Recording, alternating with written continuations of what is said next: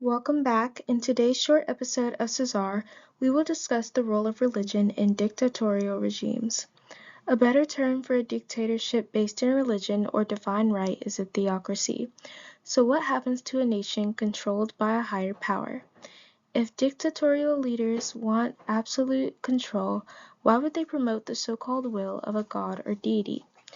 Dictatorial leaders promote the will of a deity to legitimize their authority. With support from a higher power, rebellion from the people is seen as a defiance against God rather than an uprise for justice and equity. This divine justification, often called the divine rights of kings, protects tyrannical leaders and shields citizens from the truth. Divine rights are also the reason cults are so effective in influencing their members to follow along with their strange practices. Dictatorships are almost cult-like in their influence on people. The only difference is that cults are easier to maintain than dictatorships. Do you recall when we talked about the various coups in Cuba?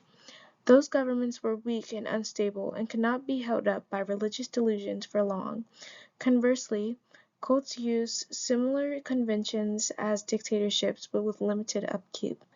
People under dictatorships have no choice but to follow along, but cult joiners are often aware of the ideology being pushed onto them prior to entering. With all this being said, there are actually exceptions to this rule of divine intervention.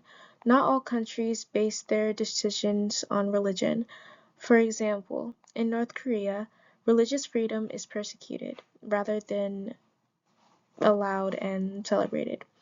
In North Korea, the Kim family is the center of the nation and are meant to be praised as godlike figures by citizens. Religions like Catholicism and Christianity are heavily frowned upon there. One of the most famous cases of suffering the consequences of expressing religion in North Korea was the case of Jeffrey Fowle. In 2014, Jeffrey Fowle, an American tourist from Ohio, was detained in North Korea for nearly 6 months after leaving a Bible in a nightclub bathroom in a major city. He intended to spread Christianity but was arrested for engaging in anti-state activities and released October 2014. There have also been cases of people in North Korea who stole propaganda posters and were sentenced to work camps. Thank you for tuning in to today's short episode. We may do a deeper dive on the role of religions and dictatorships throughout history, but until then, I'm Layla. Thank you for listening to another episode of Cesar.